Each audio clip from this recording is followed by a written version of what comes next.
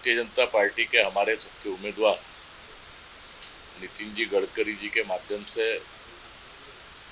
2014 से लेकर तो 2024 तक का जो नागपुर शहर का विकास के माध्यम से चित्र बनना, नागपुर शहर पूरी तरीके से बदल गया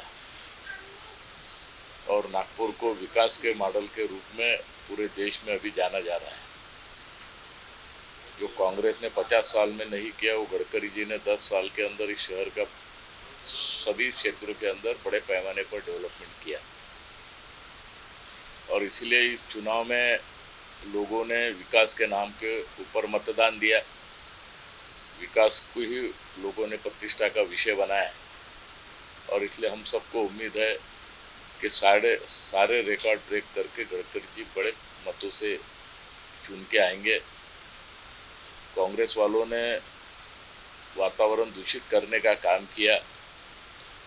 जब कांग्रेस की नैया डूबते रहती है, जब उनको संविधान याद आता है और इसलिए संविधान की आड़ लेकर उन्होंने बड़े पैमाने पर लोगों को गुमराह करने का प्रयास किया है और कांग्रेस की यही नीति रही है और इसलिए जनता ने जो निर्णय लिया था, जनता के मन में गडकरी जी बैठे हुए थे।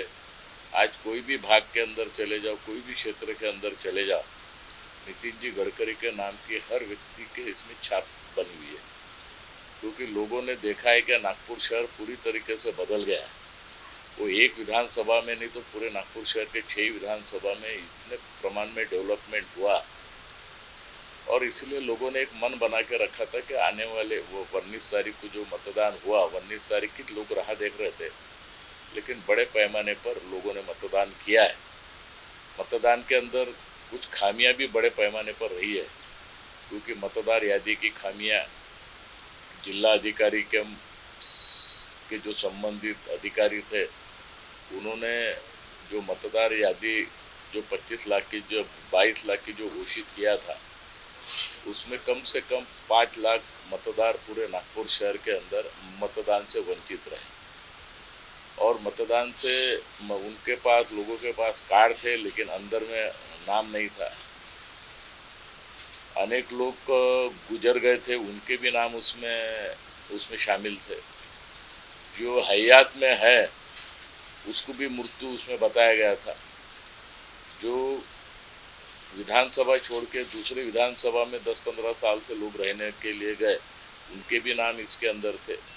अनेक परिवारों के भी नाम बड़े पैमाने पर गायब थे। यानी प्रशासन की इतनी भयानक लापरवाही थी और जो प्रशासन ने जो बीएलओ घोषित किया था, जो आशा वर्कर जो उन्होंने उनको काम दिया था, ये टोटली पूरी तरीके से ये सभी फेल हो गए और इनके फेल और इनकी लापरवाही की वजह से आज नागपुर शहर के 5 लाख मतदाता मतदान से वंचित रहे। इसलिए जिला अधिकारी ने तो एक कार्रवाई करना ही चाहिए। उनको तो रखने का अधिकार ही नहीं, उनको तो ताबड़तोड़ सस्पेंड ही कर देना चाहिए, क्योंकि संविधान के अंदर एक मत का बहुत बड़ा उपयोग होता है। एक मत से देश की परिस्थिति बदलती है, एक मत से देश का चित्र बदलता है। ये 2014 के बाद लोगों ने देखा है और इसलिए इसके पीछे किसी का दिमाग था क्या, किसी की साजिश इसके पीछे थी क्या? क्योंकि ये शासकीय यंत्रणा का काम है, ये कोई प्राइवेट व्यक्ति का काम नहीं, शासकीय यंत्रणा का काम है। अगर उन्होंने बीएलओ नियुक्त किया होगा, बीएलओ के ऊपर भी कोई तो भी अथॉरिटी होंगी। आशा वर्कर नियुक्त किया होगा तो आशा वर्कर के ऊपर भी कोई तो भी अथॉरिटी होंगी। और फिर ये काम करते समय किसी ने उनका आढ़ावा लिया क्या नहीं लिया, किसी ने वो देखा क्या नहीं देखा। और आज परिस्थिति ऐसी होगी 19 तारीख को कि बड़े पैमाने पर लोग, मतदाता बहुत जागरूक था इस समय। मतदाता इतना जागरूक था कि सवेरे 6 बजे से लोगों ने लाइन लगा के रखा था, लेकिन वहाँ जाने के बाद अनेक लोगों को निराशा हाथ लगी। खुद गडकरी जी जब 4 बजे प्रशांत स्कूल में जब आए तो 5-6 महिला उनके सामने रोने लगी कि हमारा मत का अधिकार इन्होंने कैसे छीना, जबकि उनके पास वो चिट्ठी थी, कार्ड था, सभी थे, लेकिन फिर भी उनका नाम अंदर में नहीं था। ये प्रशासन पूरी तरीके से फेल हुआ। करोड़ों रुपए इनके ऊपर शासन खर्चा करती है। निवडणूक आयोग ने करोड़ों रुपए खर्चा किया। मतदाता जागरूक हो, मतदान का उपयोग करो। इस संदर्भ में अनेक प्रकार की योजनाएं उन्होंने लागू किया, लेकिन नागपुर शहर का प्रशासन पूरी तरीके से उसमें फेल रहा है।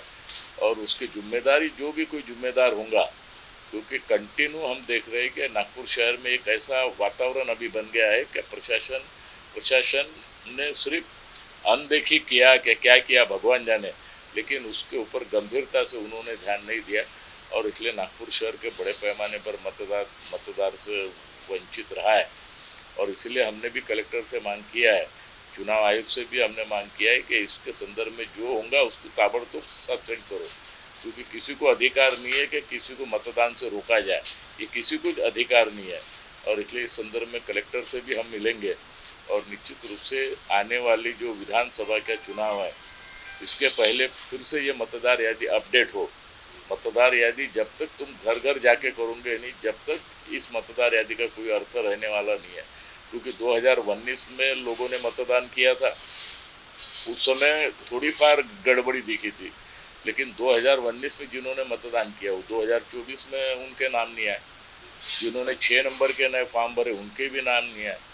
8 नंबर का करेक्शन का फॉर्म भरा उनके भी नाम उसमें नहीं आए। तो इसके पीछे क्या है, ये षड्यंत्र किसने रखा था, इसकी भी जांच होनी चाहिए और जो संबंधित होंगे उसके ऊपर भी कार्रवाई होनी चाहिए। नहीं, जीत तो 1001% होंगी, कि उसको तो कोई रोक नहीं सकता। क्योंकि नागपुर शहर के अंदर 10 साल में जो चित्र बदला है, 10 साल में हर व्यक्ति का गडकरी जी ने काम किया। नागपुर शहर के अंदर भूतो ना भविष्य ठहरना रहे, इतने बड़े पैमाने पर डेवलपमेंट हुआ। किसी ने भी नहीं सोचा था कि नागपुर शहर में 2-3 साल में मेट्रो आएंगी, मेट्रो दौड़ेगी, इतने ओवरब्रिज बनेंगे, सीमेंट कंक्रीट बनेंगे, इतने बड़े पैमाने पर प्रोजेक्ट आएंगे, ये किसी ने नहीं सोचा था। कांग्रेस के राज में 50 साल में एक भी प्रोजेक्ट नागपुर में नहीं आया। बड़ी बड़ी डींगा कांग्रेस वाले मारते थे।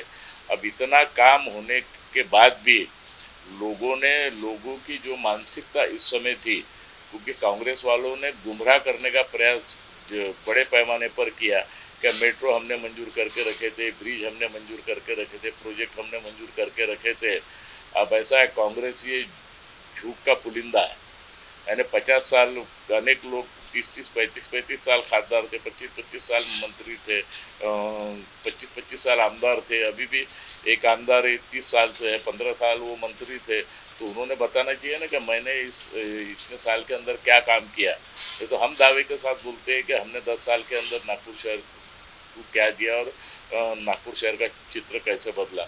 और इसलिए लोगों ने मन बना के रखा था कि 19 तारीख आएंगे और कमल के ऊपर बटन दबाएंगे। और मैं दावे के साथ कहता हूँ कि जो नागपुर शहर की जनता ने जो 12 लाख का जो मतदान हुआ, कम से कम गडकरी साहब को 7.5 से 8 लाख मत कोई भी हालत नहीं मिलेगी। अरे बाराती आ गए। दीदी, दूल्हा तो घोड़ी पर नहीं हीरो पर आया है। मेरा हीरो है, हीरो पर ही आएगा। अब बारात घोड़ी पर नहीं हीरो पर आएगी। आलीशान से शादियों के कपड़ों की खरीद पर हर रोज मिल रही है 1 लाख की हीरो स्कूटर गिफ्ट। तो जोर शोर से शादी की शॉपिंग कीजिए। आपका जिससे हो मान आलीशान। TNC apply.